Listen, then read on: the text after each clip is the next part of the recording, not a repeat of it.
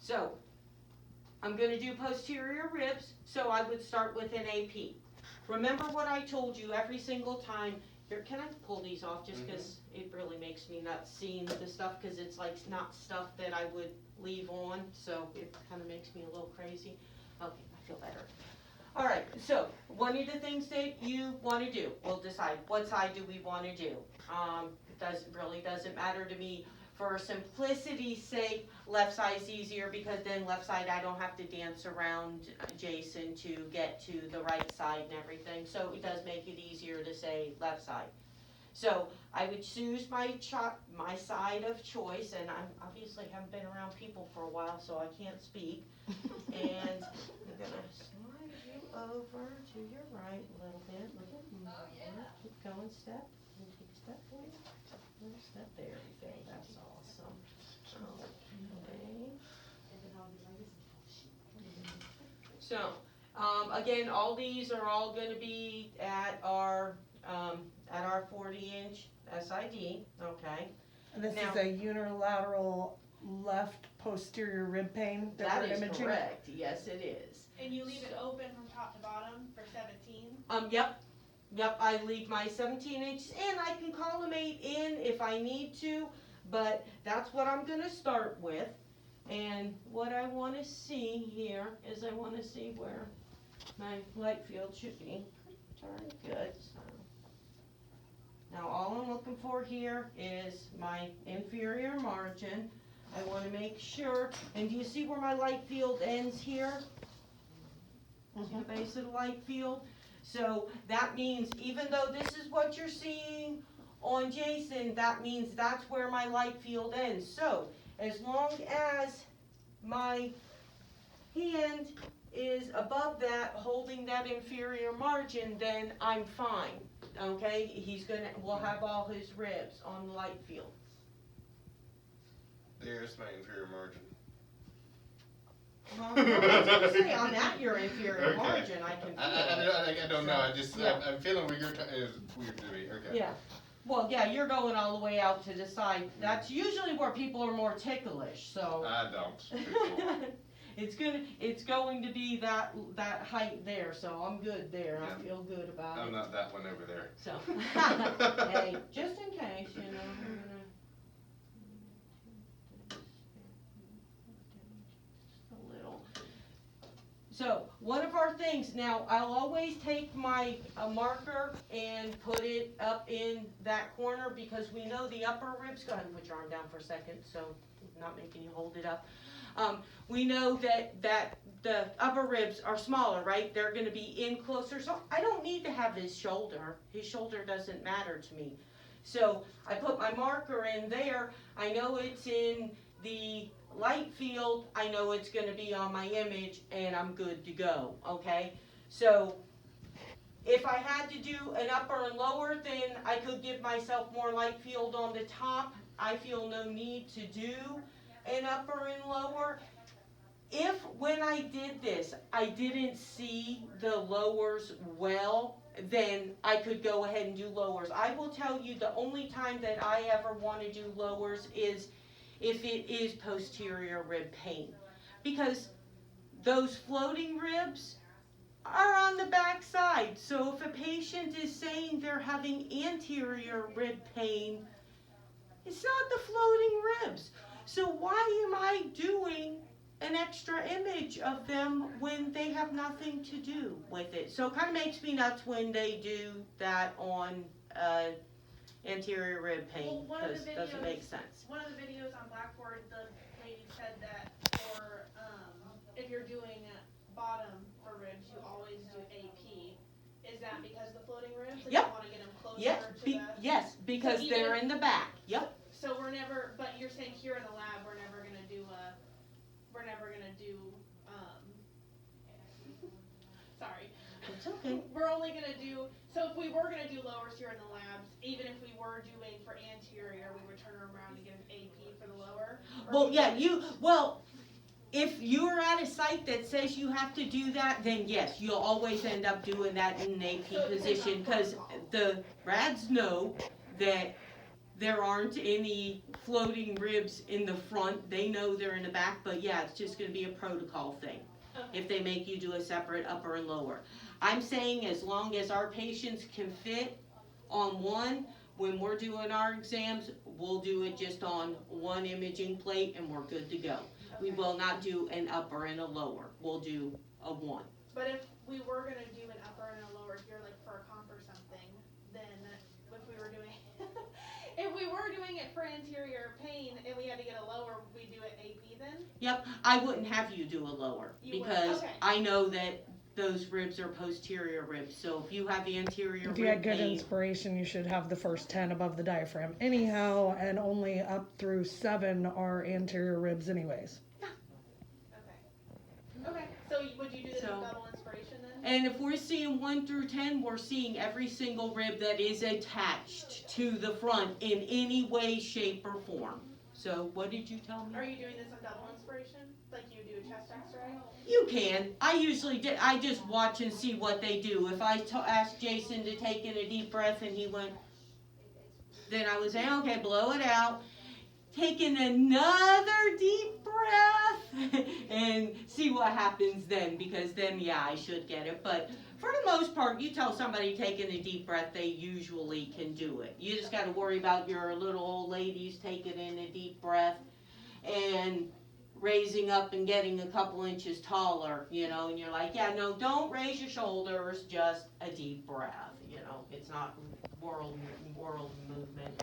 So here, what I want to see here is I want to make sure that I'm to sternum, okay, and jugular notch is right here. So I know for a fact that I'm to sternum, and I also know that the light field that I see on the front is not as wide as it actually is on that imaging plate. So since I'm sitting at jugular notch being right here, I know I'm good to go there.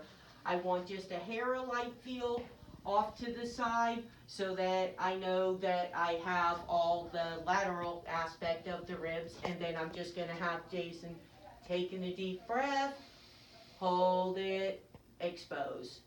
You can breathe. So you just want like you just wanna make sure there's light on the sternum?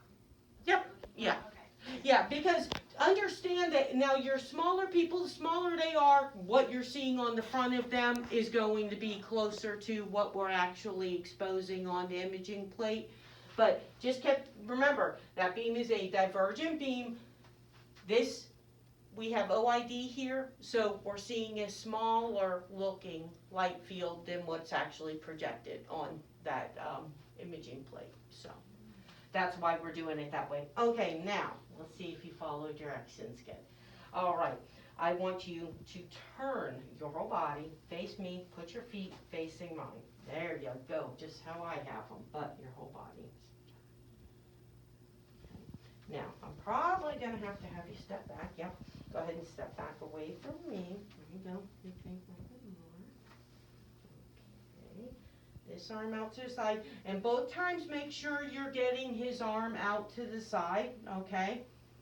And this one will look a little bit deceptive because we now add distortion here because we have his body turned. So you're a little bit of distortion going on in his shoulder to come this way just a little bit.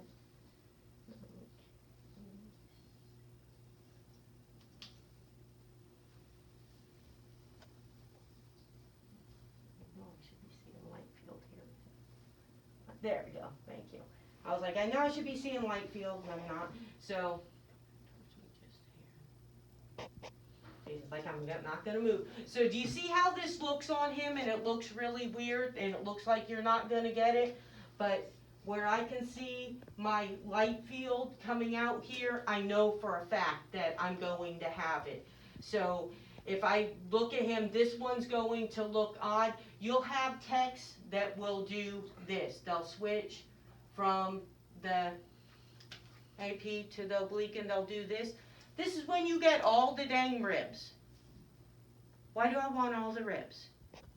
I don't. It's not something that I want to see. So here again, if I go down here, here's 9, 10. So I'm sitting right about T7, right?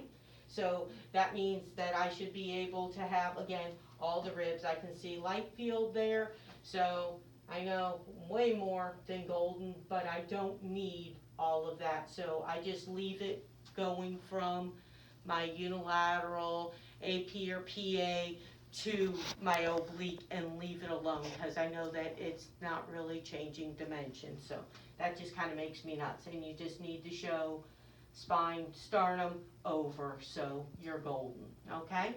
And again, deep breath in, hold it, expose, done. Breathe. And since we did the posterior ribs, we did an AP, and then you do an LPO for put on, for put the paint on. Mm-hmm, And then if it's on his anterior side, mm-hmm, and I'll show you that. opposite. Go ahead and spin for me. You get to be two and one.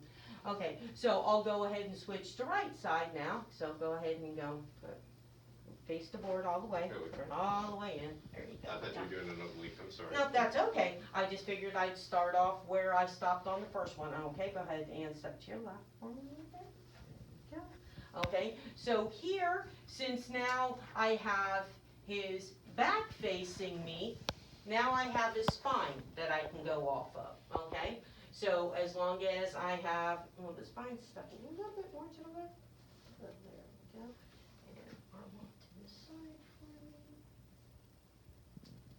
me. And all I want to do is make sure that I have some light. Here's another good way to judge that is if you look up here at your light field, you know this light field's gonna come down in a straight line, so as long as my hand's outside that marker, I'm right there at the line, so I'm good to go, okay? Keep the arm out of the way. This is where you're gonna be moving the arm. So he could do one or two things. He could put it up there like that if he wanted to, and that was more comfortable, that's fine.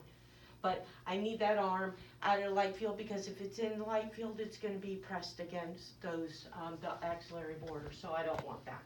Okay, so that's, again, just deep breath in, hold it, expose, done. Then, now we have to pay attention because the right side ribs are the ribs of interest. So since they are the ribs of interest, what we have to do now is I need to turn Jason to his right, okay? So, and go ahead and keep your hand up there, that'll help you actually. And because it gives you, it's real easy to change, and go ahead and step towards me, there we go. And so here, you get to see, here's my light field, you can see coming straight down from my marker, but I literally can push his shirt in, you can see light field at the bottom. So you know that you are good to go, you have everything you need, leave it alone. Trust, don't do this, don't do that, it's no good. I hate that. It makes me nuts, because I'll be like, you'll be amazed how much of the rib cage you will see. You'll see both sides. So here, it's actually pretty easy because it's real easy to see your 45 degree here and everything. And that's what we're looking for, is that 45. Notice I didn't change sides. Okay? Your instinct is, and go ahead and relax. I'm just going to leave you there for a second. Your instinct is when you put that side against the board, you want to start pulling them over and putting the other.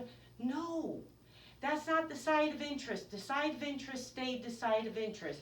So if it's right side, it stays right side. So leave your marker there on the side of interest. Probably one of the worst things I see you guys do as students is always pulling your marker off.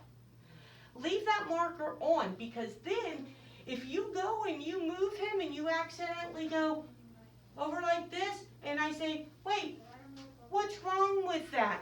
And you look, one of the first things you want to do is take this and move it, and I say, oh, is that correct? So even though you're going into the LAO, you're still looking at the right side. That is what you is have to be cautious correct, yes. That LAO is going to elongate those right ribs. So that's the reasoning behind that, because when you put him in this position, that extends those right ribs into that elongated position that we saw when we did the posterior obliques. So, but the biggest thing is the changing of sides. And I can tell you from time out of mind that that's probably one of the worst problems that people have with ribs. So if you go to a site and you start having texts that scatter when ribs come in, you know why. Because they have a problem with them, okay? And that was probably like one of my things that I was like, as a student, I said, I want to be the best at doing ribs. Because every time you would say ribs, everybody would clear out of the room. And so I was like, okay, let me see why. And I for several years I did temp work, and where I would go to facilities everywhere, and I was like, love doing ribs, loving doing orbits, not afraid of anything skull. And these are all exams that a lot of techs tend to hate. So I would just be appearing on schedules all the time because I did exams that other people didn't like to do. So get good at something, they'll remember that you did those exams. So just saying. So that's all the more we're due. And I will show you what a lower rib would look like so that you can at least feel comfortable with that. So go ahead and spin around for me then. And I will show you that so that you can see. Now when I do a lower rib, one of the things that I will do, because I just don't do lower ribs a whole heck of a lot. So I don't like them. I think they're a waste of time. But then again, I think that about most ribs. I'm sorry. That's a very jaded view. But I say, if they're not going to fix it, why am I doing an x-ray of it? And when I do them, I do the entire lower ribs. Now, I want your crest right here. And so again, when I do them, that's what I look at. Is I want both sides, because I'm only going to do one and done. Okay.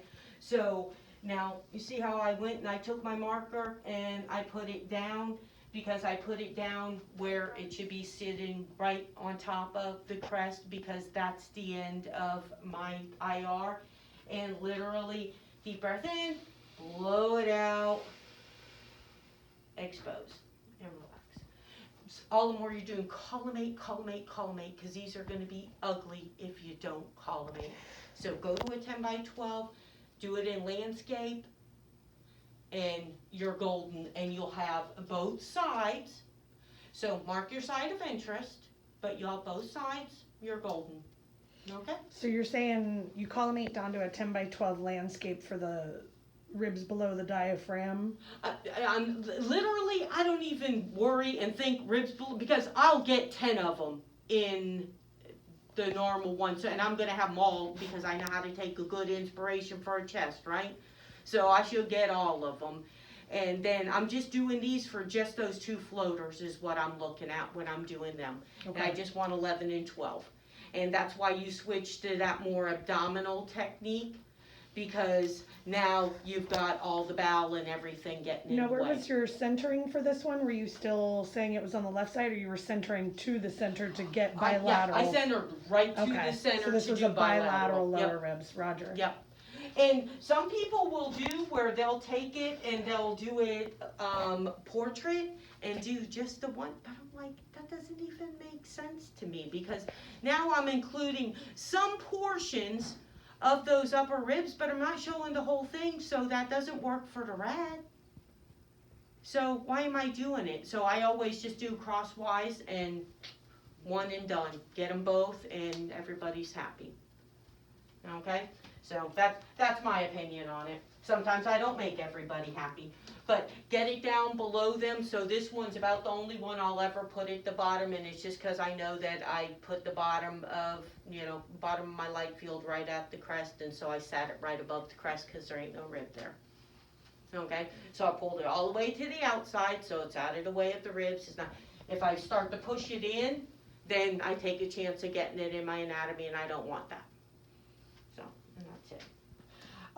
Ribs. If you had to do them, now you can have all your stuff back. If you had to do ribs as a person that came in, say they came in on the backboard, probably all the more that you would be doing on that is just doing an AP, clear that, and they may have you roll them at that point, but that roll's not gonna happen until everything else is cleared, okay? And anytime that it is trauma, 99% of your facilities are just gonna do that AP and then do LPO, RPO. As the oblique, they're never gonna take into consideration whether it's anterior rib pain or posterior rib pain, which kind of makes me crazy, but because if it's not trauma and you're supposed to be doing one or the other, just because you lay them down should not change what you do. One thing I will say is get very comfortable with doing them erect. You may not be able to do them erect a lot as a student because a lot of techs will only do them laying down. It's the most dangerous position to put a patient in if you don't know what's going on. If they have a rib fracture and you lay them down, you take a chance on increasing that injury. You know, now we can be puncturing a lung. Is that what I want to do?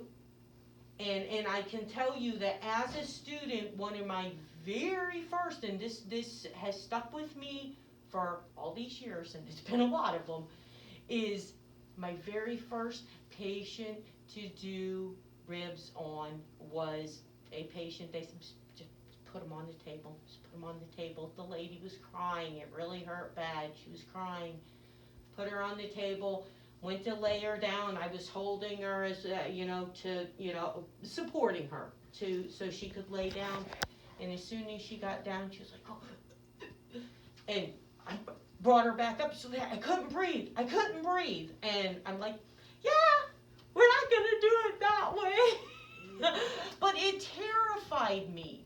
And I was like, that's crazy. Why would I do something where I could hurt the patient worse? When, as long as I have the opportunity, I could do them erect, I could do them in a stretcher, sitting and being erect, okay? There's multiple ways to get them erect where I'm not, putting pain, causing them pain by having them lay against that area, because they hurt. And I'm not causing the injury to be more significant than it is when they came in. So that's my 2 cents worth on that. So you can take it for what it is. And when you're attacked, you get to make the decision and you get to call the shots on the way you do your exam. So just think about that. Okay? And first person you get that you go and lay them down and they start gasping or something, you'll think about, oh, I think I'll do them erect for now on, okay? So, just saying. All right, so now I'm going